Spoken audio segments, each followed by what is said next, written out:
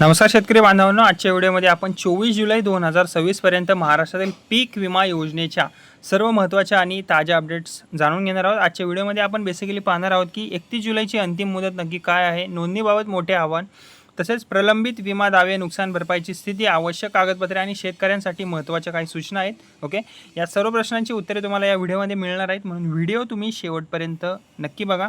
आता जर आपण पहिली अपडेट बघितली तर सध्या 31 जुलैपर्यंत पीक विमा नोंदणी ही अपडेट आहे। आता राज्य शासनाने आणि कृषी विभागाने सर्व शेतकऱ्यांना 31 जुलै 2026 पूर्वी प्रधानमंत्री पीक विमा योजनेअंतर्गत नोंदणी पूर्ण करण्याचे आवाहन जे आहे ते आता केलेले आहे। अंतिम मुदतीनंतर नवीन अर्ज स्वीकारले जाणार नाही आहेत, त्यामुळे ज्या शेतकऱ्यांनी अजून अर्ज केलेला नाही आहे त्यांनी वेळ न दवडता अर्ज प्रक्रिया जी आहे ती आता पूर्ण करून घ्यावी, एवढेच मी तुम्हाला सांगेन। ओके, आता प्रलंबित विमा दाव्यांबाबत जर सांगायचं झालं तर राज्यातील काही शेतकऱ्यांचे मागील हंगामातील विमा दावे जे आहेत ते अजूनही प्रलंबित आहेत। ओके, महाराष्ट्रातील 223.24 कोटींचे पीक विमा दावे जे आहेत अद्याप प्रलंबितच आहेत। केंद्रीय सरकारने लोकसभेत माहिती दिली की महाराष्ट्रातील पीक विम्याचे 223.24 कोटींचे दावे जे आहेत ते अद्याप प्रलंबित आहेत। ओके, आणि जे बाकीचे दावे आहेत ते लवकर निकाली काढण्यासाठी आता प्रक्रिया सुरू असल्याचे सांगितलेले आहेत। आता अशा शेतकऱ्यांनी संबंधित विमा कंपनी, बँक व कृषी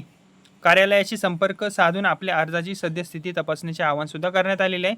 जर कागदपत्रांमध्ये त्रुटी, चुका असतील तर त्या तातडीने दुरुस्त करण्यास सुद्धा सांगितले जात आहे। ओके, आता राज्यातील अनेक जिल्ह्यांमध्ये पीक विमा नोंदणी मोहिमेला आता जास्त वेग आलेला आहे। ओके, आता जर नीट लक्ष दिलं तर महा ई सेवा केंद्र, CSC केंद्रे, बँका आणि कृषी विभागाच्या माध्यमातून अर्ज हे जे आहेत ते स्वीकारले जात आहेत। जास्तीत जास्त पात्र शेतकऱ्यांनी विमा संरक्षण मिळवावे, ओके, यासाठी प्रशासन जे आहे ते आता विशेष मोहीमसुद्धा राबवत आहे। ओके, आता खरीप हंगामातील 14 अधिसूचित पिकांना जे आहे ते विमा संरक्षण आहे। ओके, यंदा महाराष्ट्रात खरीप हंगामातील भात, ज्वारी, बाजरी, मका, तूर, मूग, उडीद, सोयाबीन, भुईमूग, तीळ, कापूस, खरीप, कांदा यासह एकूण 14 पिकांसाठी पीक विमा सध्या लागू आहे। ओके, आणि आवश्यक कागदपत्रे कोणकोणती लागतील त्यावर सुद्धा आपण थोडंसं लक्ष देऊया। ओके, आता पीक विम्यासाठी अर्ज करताना पुढील कागदपत्रे तुम्ही आवश्यक आहेत तुमच्यासाठी शेतकरी मंडळींनो: आधार कार्ड, 7/12 उतारा, पेरणीची माहिती, बँक खाते, मोबाईल क्रमांक,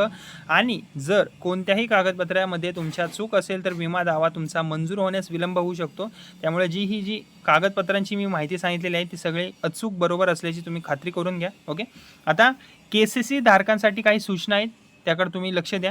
आता ज्या शेतकऱ्यांकडे किसान क्रेडिट कार्ड म्हणजेच KCC आहे त्यांनी आपल्या बँकेत पीक आणि पेरणीची माहिती अद्ययावत करणे आवश्यक आहे। ओके, म्हणजे माहिती जी आहे तुमची ती योग्य असल्याची तुम्ही खात्री करून घ्या। माहिती वेळेत अपडेट न केल्यास विमा प्रक्रियेमध्ये तुमच्या अडचणी येऊ शकतात। ओके, आणि नैसर्गिक आपत्तीमुळे झालेल्या नुकसानीसाठी विमा संरक्षण आता या योजनेअंतर्गत झालंय काय: दुष्काळ, अतिवृष्टी, पूर, गारपीट, चक्रीवादळ, कीड व रोग अशा सगळ्या नैसर्गिक कारणांमुळे झालेल्या पीक नुकसानीसाठी पात्र शेतकऱ्यांना आता पीक विमा भरपाई आता दिली जाणार आहे। ओके, ही अत्यंत महत्त्वाची आणि आनंददायी बातमी म्हणता येईल। ओके, आता नुकसान झाल्यास त्वरित काय करावे? ओके, तर आता नुकसान झाल्यास करायचं काय शेतकरी मंडळींनो, तर जर अतिवृष्टी, पूर, गारपीट किंवा इतर नैसर्गिक आपत्तीमुळे पिकांचे नुकसान झाले तर संबंधित शेतकऱ्यांनी नियमानुसार निश्चित कालावधीत विमा कंपनी किंवा कृषी विभागाला माहिती द्यावी। वेळेत माहिती दिल्यास दावा प्रक्रियेला काय होती, गती मिळते लवकर। ओके, आता जर विमा प्रीमियम दर जर आपण बघितला, ओके, तर आता प्रधानमंत्री पीक विमा योजनेअंतर्गत शेतकऱ्यांना अत्यल्प प्रीमियम भरावा लागतो। अन्नधान्य, डाळी आणि तेलबिया पिकांसाठी 2% प्रीमियम आहे, तर व्यापारी आणि बागायती पिकांसाठी 5% प्रीमियम भरावा लागतो। ओके, आणि उर्वरित प्रीमियमची रक्कम जी आहे ती शासनाकडून दिली जाते।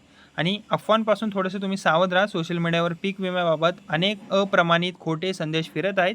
काही ठिकाणी मुदत वाढल्याच्या किंवा नवीन नियम लागू झाल्याच्या अफवा पसरवल्या जात आहेत, परंतु 24 जुलै 2026 पर्यंत उपलब्ध अधिकृत माहितीनुसार अशा कोणत्याही बदलाची घोषणा अजून तरी करण्यात आलेली नाही आहे। त्यामुळे फक्त आणि फक्त शासनाच्या अधिकृत माहितीलाच तुम्ही प्राधान्य द्या।